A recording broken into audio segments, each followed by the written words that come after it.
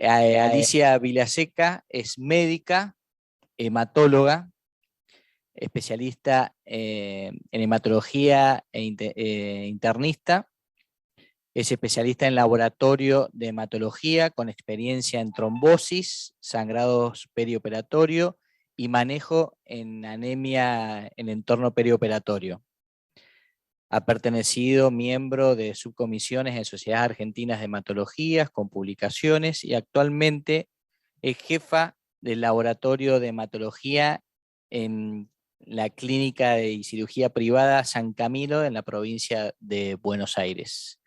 Bueno, nuevamente, Alicia, muchísimas gracias por permanecer ahí y estamos a tu disposición. Bueno, se escucha adecuadamente, se ve la pantalla.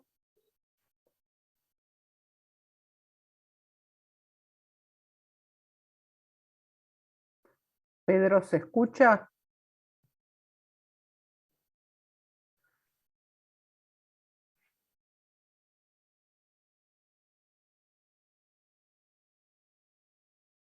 Hola. Sí, perfecto, te escuchamos, Alicia. Perfecto, bueno. Les agradezco la invitación. Después de todo lo que escuché, es medio rara para ustedes una charla por ahí tan clínica. Yo escucho mucho eco, no sé qué es lo que pasa.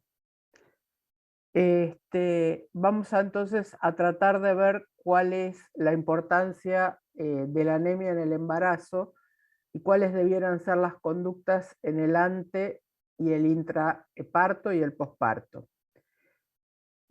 Como hemoterapeutas no les voy a explicar a ustedes lo que es el Patient Blood Management, pero sí vamos a ver un poquito cómo se sitúa dentro de la obstetricia.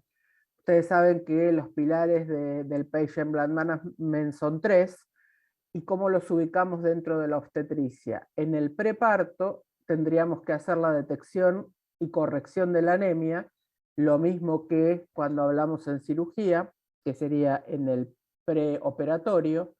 En el intraparto tenemos que usar todas las medidas necesarias para el manejo preventivo de la hemorragia posparto. Sabemos que la hemorragia posparto es muy difícil de predecir, que siempre que hay un parto puede suceder, y en el caso de que hubiera hemorragia posparto, ser lo más rápido posibles y activos para resolverla. Y en el posparto, como vamos a ver un poquito más adelante, también tenemos que dedicarle 2 minutos a esa paciente para corregir su anemia, para evitar transfusiones innecesarias en ese parto y o en el futuro de esa mujer.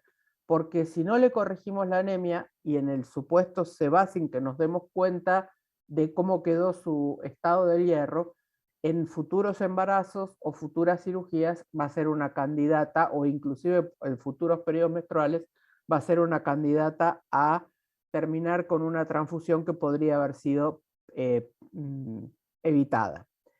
Y también dentro de los pilares del Patient Blood Management tenemos el manejo con todas las estrategias quirúrgicas que hoy se cuentan para reducir lo más posible las pérdidas. En el caso de una hemorragia posparto, el uso de suturas compresivas, la embolización precoz, el uso de balones, todo lo que permita actuar, además de lo que sabemos farmacológico, del ácido tranexámico, los concentrados, pero para reducir mecánicamente, rápidamente el sangrado.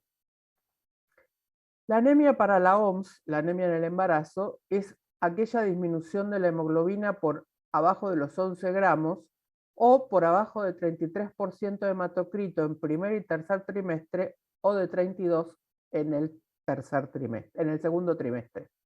Fíjense que hace unos años, cuando yo estuve con ustedes en el congreso también, creo que hace 4 años, en aquel momento era la 10ª patología en frecuencia en el mundo. Subió, es la 8ª patología en frecuencia en el mundo, subió en su ranking. Y realmente la anemia ferropénica es una patología poco jerarquizada todavía, como para que esté en el 8º nivel, que determina un severo deterioro de la calidad de vida y un lucro cesante importante de los pacientes e inclusive tratamientos para la depresión que en realidad están relacionados con la anemia. Y durante el embarazo, así como lo determina en el perioperatorio, también genera un aumento de la morbimortalidad materno-fetal. ¿Por qué es tan frecuente la anemia en el embarazo? Porque en la edad fértil de la mujer llega hasta un 32% de las mujeres en edad fértil van a tener anemia ferropénica por algo tan simple como el sangrado menstrual abundante, que hay que tratar de detectar, porque muchas de estas mujeres sangran como sangró su madre y su abuela, entonces para ellas es normal y resulta que tener una menstruación de 5 días y o con coágulos o de 7 días en realidad no es normal y más tarde o más temprano esa mujer va a terminar ferropénica y además va a llegar a sus embarazos ferropénicas. La realidad es que el embarazo con anemia es un problema de salud global en todo el mundo y mucho más en los países en vías de desarrollo. La anemia ferropénica tiene un impacto muy serio sobre la salud materno-infantil.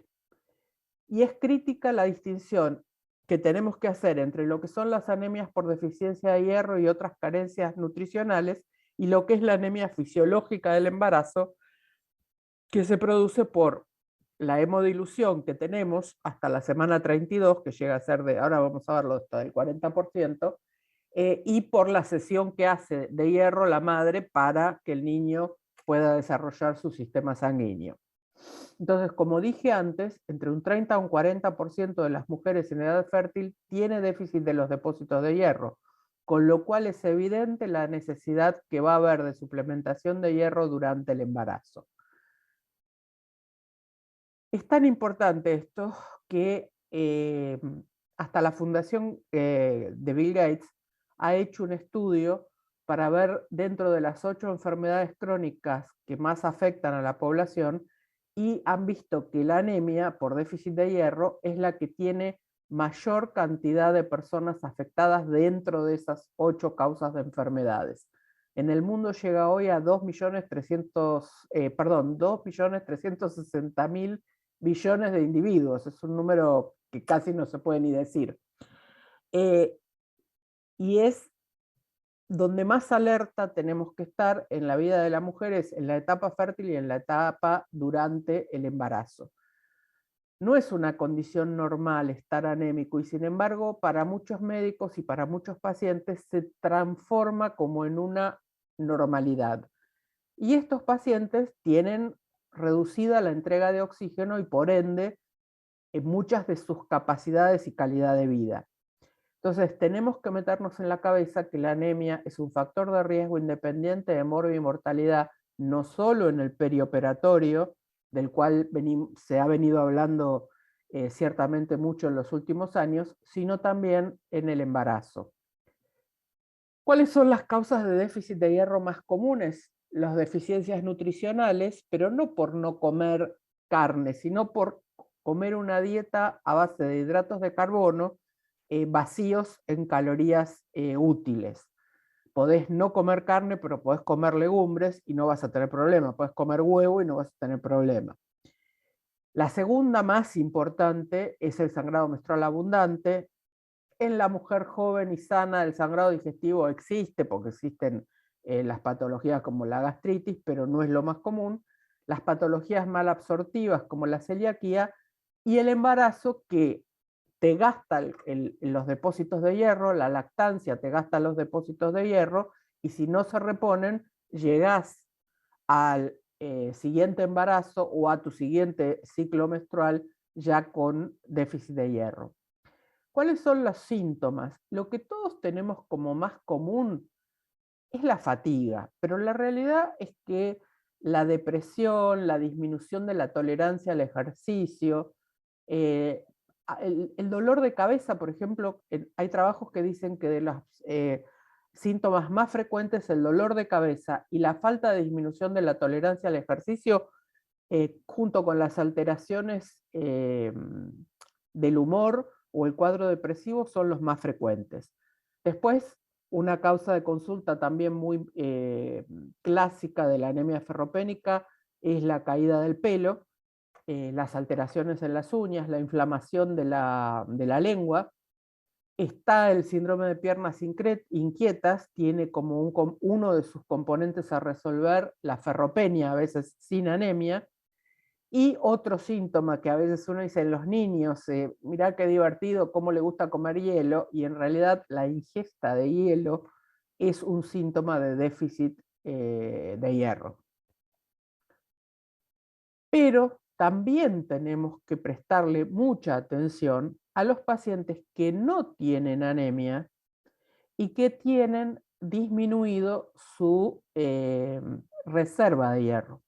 Si ustedes tienen presente, los laboratorios informan la ferritina, que es la reserva de hierro, como valor normal de 10 o 20, como valor mínimo, a 200.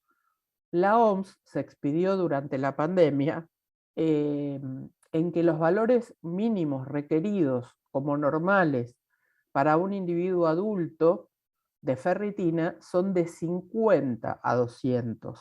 Es decir, que toda esa gente que es muy común, que anda con menos de 50 microgramos por decilitro de ferritina, está ferropénica. Y por ejemplo, en los deportistas de alto rendimiento, es muy común que te vengan a ver, pues el clínico me pidió, yo tengo todo, no tengo anemia, pero no sé qué me pasa, que no rindo, y vos le pedís un perfil de hierro y resulta que ese señor tiene 45 de hematocrito, pero tiene 10 de ferritina, ese señor o esa señora. Le mejorás la ferritina y el paciente cambia totalmente su tolerancia al ejercicio y su calidad de vida en general. Y en el anciano, la ferropenia, sobre todo en el anciano cardiópata, es mucho más que por abajo de 50. El insuficiente cardíaco tiene que manejar ferritinas arriba de 400, porque como el insuficiente cardíaco está normalmente inflamado, la ferritina real es difícil de ver porque estás viendo parte de la proteína inflamatoria. Entonces, detectar el paciente o la mujer embarazada que no está anémica, pero que tiene los depósitos de hierro bajo, es sumamente importante. De hecho, mientras esperaba que los doctores terminaran sus charlas, me acordaba de una paciente que vi durante la pandemia, y yo soy como muy obsesiva con el tema de la corrección del hierro. Todas las pacientes que yo veo embarazadas por el motivo que fuere, les doy la suplementación con hierro durante el embarazo, chequeo la ferritina al inicio del último trimestre, y si la paciente no llega a los 50 microgramos mínimo de hierro, les doy hierro endovenoso, porque quiero que tengan un plus por si tienen una hemorragia posparto. Y de la que me acordaba es una paciente que tuvo una hemorragia posparto de esas que ni te imaginas que van a suceder porque no tenía factores de riesgo en principio, y la verdad que zafó de requerir transfusiones gracias al hierro que había recibido y a que llevaba una indicación que si no estaba descompensada hemodinámicamente y llegaba a tener un sangrado mayor, debía recuperarse solo con hierro endovenoso y eritropoyetina y no transfundirla. Ahora, ¿el problema es solo para la madre? No, la realidad es que los niños de madres ferropénicas, que no es anémica solamente, sino ferropénica, son niños que tienen disminución de las funciones cognitivas, tienen trastornos de atención y concentración. Después no sabemos por qué tenemos tanto niño en el colegio con disminución de la atención y la concentración. Tenemos aumento de los partos pretérmino y después le buscamos la trombofilia al parto pretérmino y al retardo del crecimiento intrauterino, en vez de buscar primero lo que es más frecuente, que es la anemia por falta de hierro o la ferropenia. Inclusive tenemos muerte intrauterina.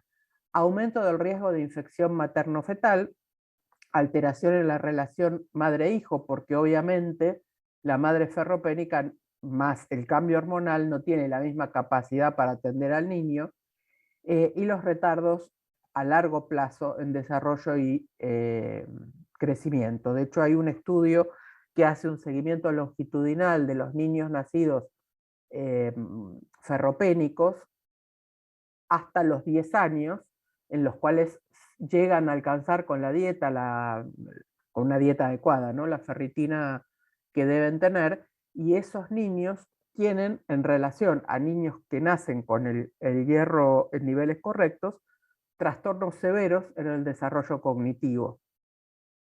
Entonces, ¿cuándo hay que investigar anemia ferropénica en el embarazo? Los métodos de estudio son los habituales de cualquier laboratorio con el perfil que se pide para hacer un estudio de ferropenia, pero ¿en qué momentos? Al momento que se hace el diagnóstico del embarazo, tenemos que saber cómo está la paciente. A la semana 28 tenemos que volver a chequearla porque no sabemos cuánto va a haber cedido esa madre al niño, entonces cuánto le va a haber implicado de descenso.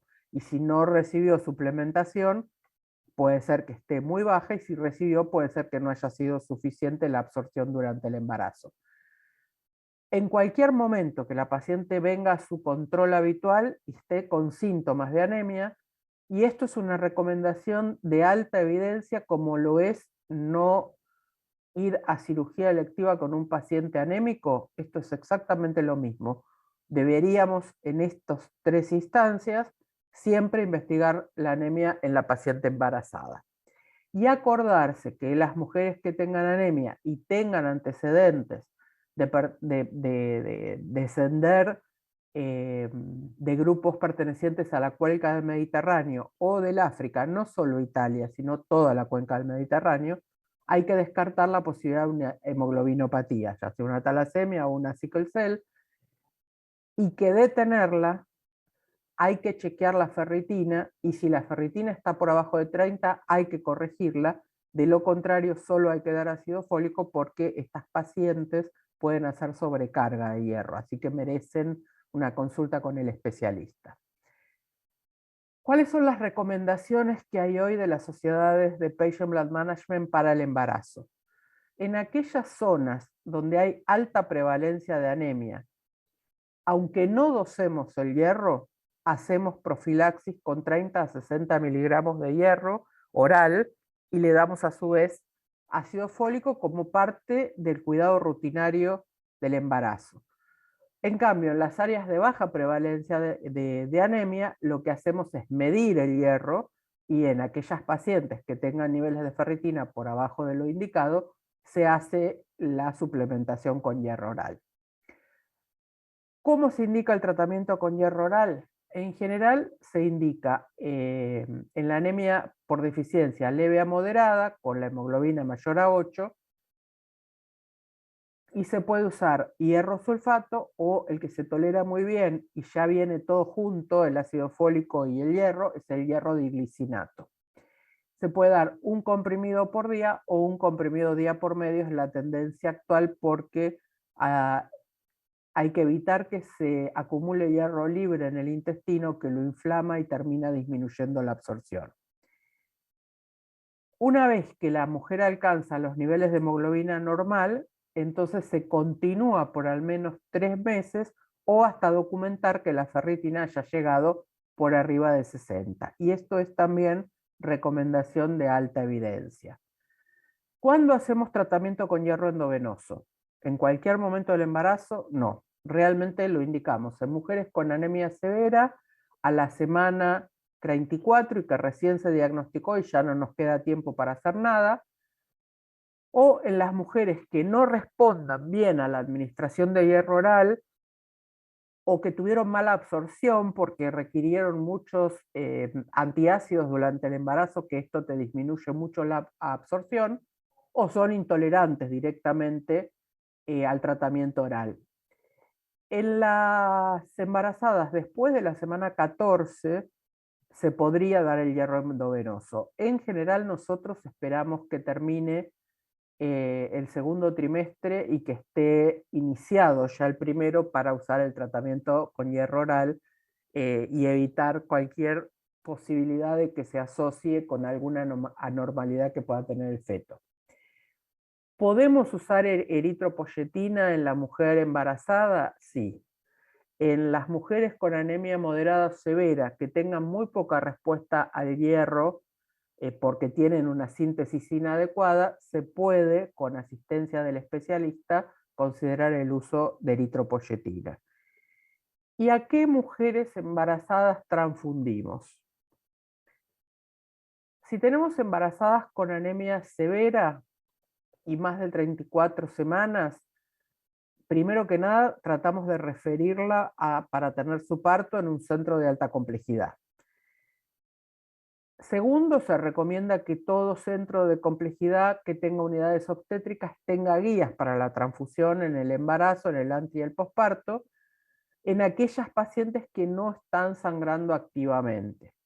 Y en las pacientes que en ausencia de sangrado uno considere que no tienen margen para correr riesgo porque con menos de 7 de hemoglobina afrontar la pérdida de un parto, por más que pueda ser la de un parto normal, uno puede, según la edad de la paciente, etcétera, considerar que esto es de riesgo, no debe transfundir indiscriminadamente, sino una unidad, revalorar a la paciente clínicamente y por laboratorio y eventualmente decidir a partir de ahí qué conducta seguir, pero no empezar nunca con 2 unidades de entrada. La idea es transfundir lo mínimo indispensable lo menos posible. ¿Qué hacemos durante el posparto? Ya llegamos acá, la paciente tuvo familia y listo, nos olvidamos. No. La realidad es que Ok, acá listo, decimos. viene ¿Qué otra toco? parte. Crudo, círculo. Alguien activó el sonido y se está escuchando. Ay, yo. Para el posparto es otro momento donde debemos tomar también conductas importantes. ¿Cuándo consideramos anemia en el posparto? Menos de 10 gramos de hemoglobina se considera una anemia que puede ser clínicamente significativa y hay que mirar a la paciente un poquito más interesantemente. Esta anemia obviamente va a ser una combinación de lo que perdió en el parto y eventualmente de la deficiencia que tuviera previa.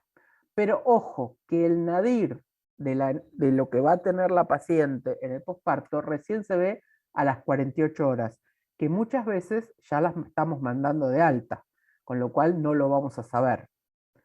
Hacerle una ferritina en este momento no sirve, porque hay como un estado proinflamatorio y puede darnos valores normales o elevados que sean mentiras. Así que recién vamos a saber, después de las 6 semanas del parto, cómo quedaron los depósitos de la paciente. La lactancia es otra causa de expoliación de hierro. ¿Cuáles son las pacientes que van a tardar más en recuperarse o que no se van a recuperar nunca? Las que tuvieron muchos partos, las obesas, las que ya quedaron con anemia durante todo el embarazo, las jóvenes de menos de 20 años, todas esas van a tardar más en recuperarse. Y obviamente los niveles socioeconómicos bajos, donde se suman otros elementos de desnutrición, también van a tener más incidencia de anemia posparto. Entonces, ¿qué sería lo aconsejable?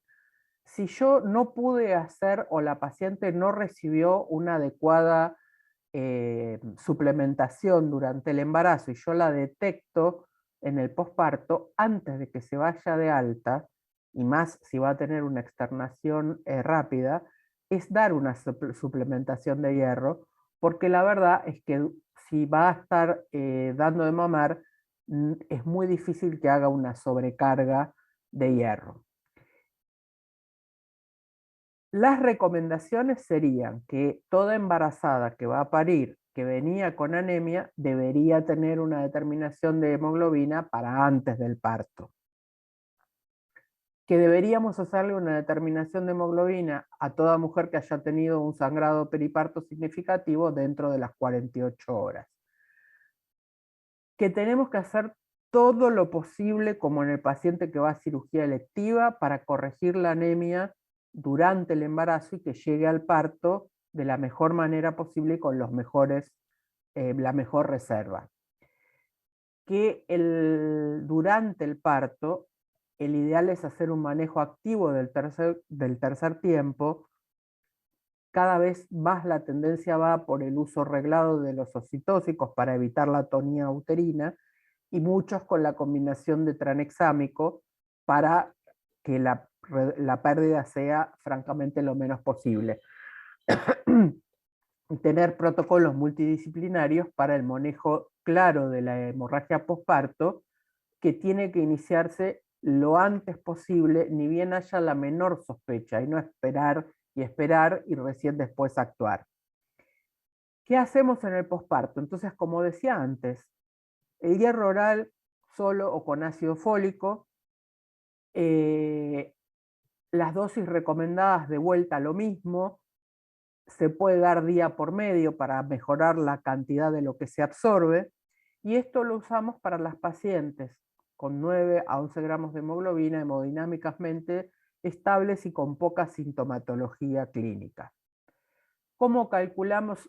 ¿Qué otra alternativa tenemos? Si las pacientes tienen intolerancia ya sabida al hierro y que no van a poder hacer el tratamiento, o que tienen una depresión extrema de los depósitos, o la anemia es sintomática, pero rechaza, por ejemplo, la transfusión, podemos ir al hierro endovenoso. Hay diferentes fórmulas para calcular la cantidad de hierro para dar, pero normalmente en una depresión leve, con una ferritina alrededor de 20 damos 500 miligramos, y en ferritinas de menos de 20 damos 1 gramo completo. ¿Qué hierros se pueden dar en el embarazo? En el resto del mundo dan hierro sacarato o hierro carboximaltosa y otras formulaciones que en la Argentina no hay. La realidad es que nosotros en Argentina, el 99% de los casos, usamos hierro carboximaltosa. Durante el embarazo no solemos usar hierro sacarato. Y como dije antes, lo usamos sobre las últimas semanas del segundo trimestre o al inicio del tercer trimestre. ¿Podemos usar eritropoyetina en el posparto? Sí, por supuesto. En toda paciente con anemia severa podemos combinar el uso de eritropoyetina con hierro, siempre bajo supervisión del hematólogo. Digamos, ¿cuáles son los problemas del uso de eritropoyetina? Saber manejarla para no generar una sobrecarga de un aumento demasiado brusco del hematocrito que puede tener sus consecuencias. Saber evaluar al paciente, pues la eritropoyetina puede producir hipertensión en el momento que se da, y el aumento excesivamente rápido del hematocrito podría predisponer a eventos trombóticos. Entonces hay que conocer el manejo de cómo darla. ¿Y cuándo decidiríamos transfundir en un posparto? Dentro de esto tenemos que decir cuáles son las recomendaciones. Las embarazadas tendrían que tener, antes de ir a parir, en forma natural o por cesárea, realizado su grupo ABO y RH. En la semana 28 se deberían descartar los anticuerpos irregulares. Las pacientes RH negativas deben recibir su profilaxis, y las transfusiones no deben decidirse por el laboratorio. Básicamente deben decidirse por la clínica. Solamente tomaríamos una decisión por laboratorio en pacientes con hemoglobina por abajo de 6 o con síntomas clínicos significativos de anemia, o que tengan un riesgo cardiológico o un riesgo de sangrado elevado y tengan una anemia que no les deje margen para asumir la pérdida. Y es lo mismo que dijimos en el parto. Si la paciente no sangra o la transfusión puede evitarse, se recomienda hacer una sola unidad, volver a reevaluarla con laboratorio y con el examen clínico, y recién ahí considerar si va a recibir o no otra transfusión.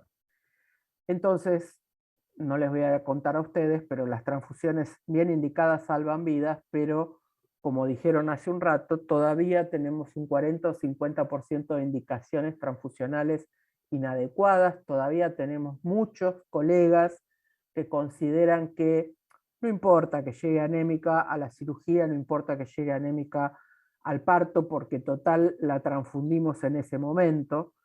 La realidad, sabemos que esto no es así, y por ende, en realidad, deberíamos hacer campañas, como hacemos campañas para tantas otras cosas, para modificar y prevenir la preponderancia que tiene la anemia, sobre todo ferropénica, en la población mundial. Por esto es que el manejo de la anemia debiera ser a través de concientizar a la comunidad médica y concientizar a la comunidad en general. Educar a ambas partes, lo cual nos va a ayudar a prevenir, detectar los pacientes que igual están anémicos y corregirlos, no considerar que esto es algo que, como en principio no mata, no nos debiéramos preocupar.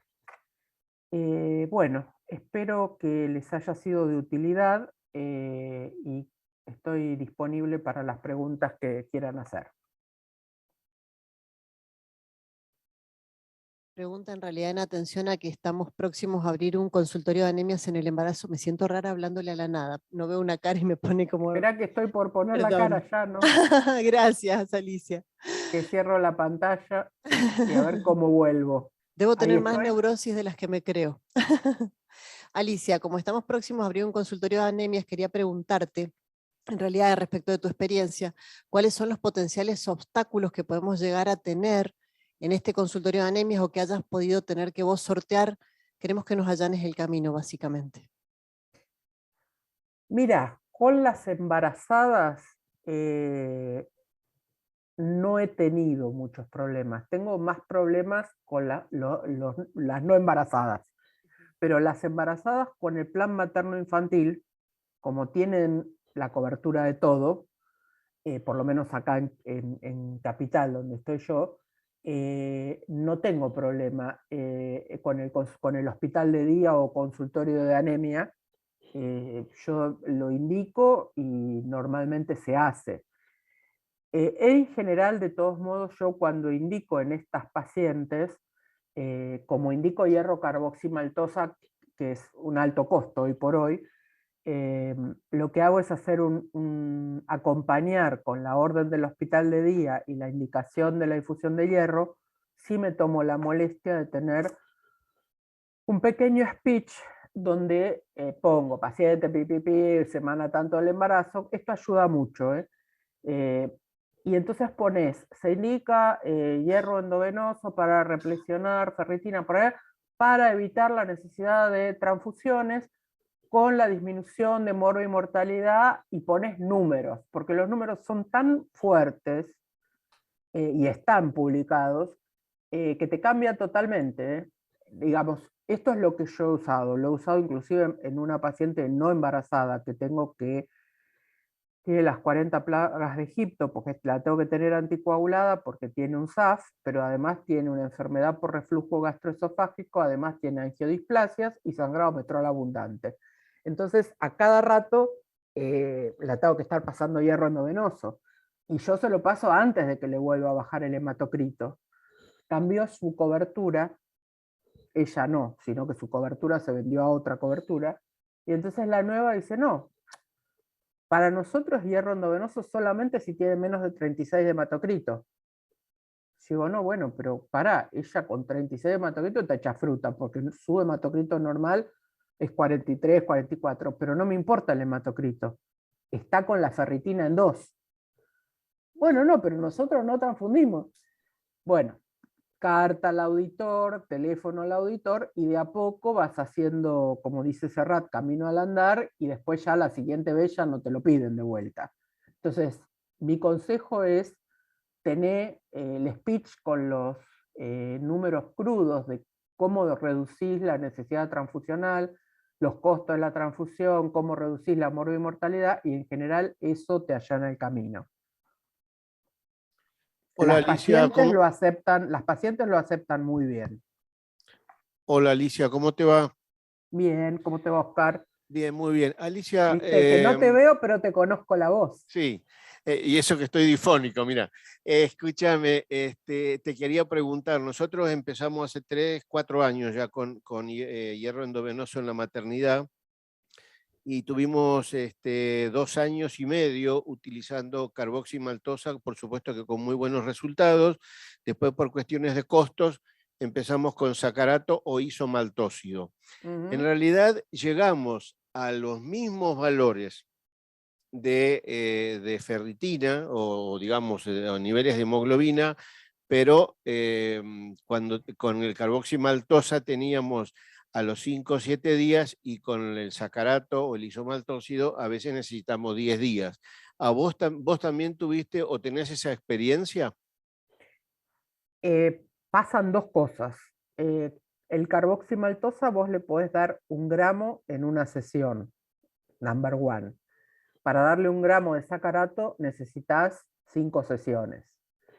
Y segundo punto, aunque le des 5 sesiones con 1 gramo, sí efectivamente, no sé por qué, pero evidentemente hay una diferencia en la biodisponibilidad porque es más rápida la respuesta con carboximaltosa. Eso en la práctica es lo que yo veo y en eso coincido. Y la otra cosa es que no es lo mismo llevar a una persona 5 veces al hospital de día que una sola vez. Pero bueno, entre la nada y el sacarato, obviamente que si no puedo darle carboximaltosa, ahora que vi que en la EMA y la FDA aceptan dar el sacarato en el embarazo, vamos con el sacarato si no me autorizaran el carboximaltosa, que en cualquier momento me lo van a negar.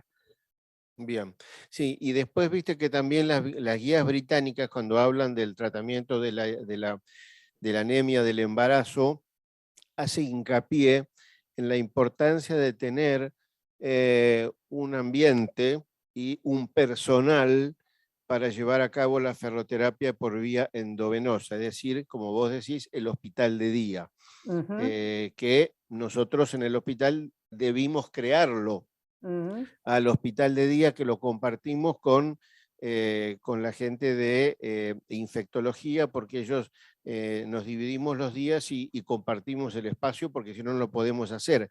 Pero, ¿qué opinás al respecto en necesitar para la gente que, como por ejemplo en el caso de Rocío, que dice, bueno, voy a implementar la ferroterapia por vía endovenosa, de la necesidad de tener ese espacio y un personal ad hoc para la ferroterapia endovenosa?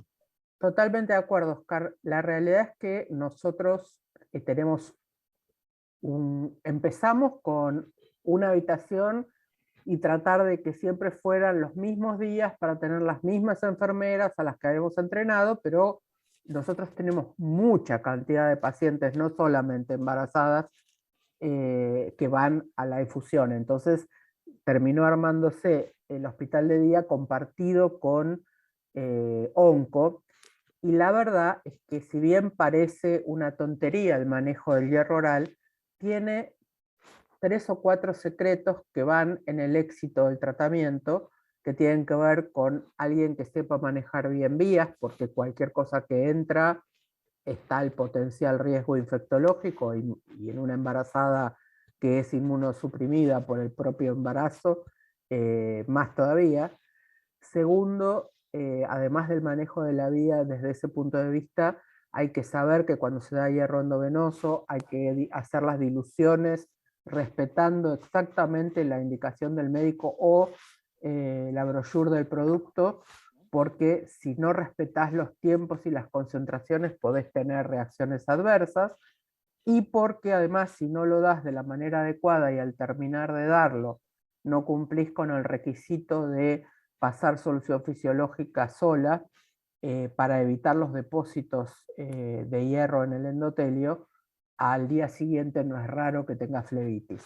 Y además tenés que tener previsto de que si bien es muy bajo, existe la posibilidad de la reacción anafiláctica como cualquier medicamento intravenoso, y existe la posibilidad de la reacción alérgica benigna, que gracias a Dios las dos son bajas, y de las dos la que más se ve es la reacción alérgica benigna, pero tenés que tener a alguien que esté capacitado para saber cuál es la primera acción, y tiene que haber un médico disponible por si no alcanza con el Benadryl y el Decadrón, como haces con una reacción alérgica, y alguien que esté capacitado en saber que lo que tiene que hacer es no sacar la vía, sino desconectar el sachet y dejar la vía permeable. Digamos, hay una serie de cosas que requieren, como cuando haces un ala de un hospital de día de oncología, también tiene que haber gente entrenada por lo menos en eso. Así que sí, coincido con vos. La idea es buena, es fácil, no es demasiado complicado montarlo, pero hay que tomar ciertos recaudos. Bueno, muchísimas gracias, Alicia. Nuevamente, perdón por la demora. Y bueno, la verdad que muy atenta, muy clara la charla y siempre has estado a disposición y nos sos de mucha ayuda. Así que muchísimas gracias, Alicia. Bueno, ok, gracias a ustedes. Un abrazo grande y espero la próxima estar de vuelta por ahí. Eso esperamos, tenerte acá presente. Bueno, Bueno. para el resto...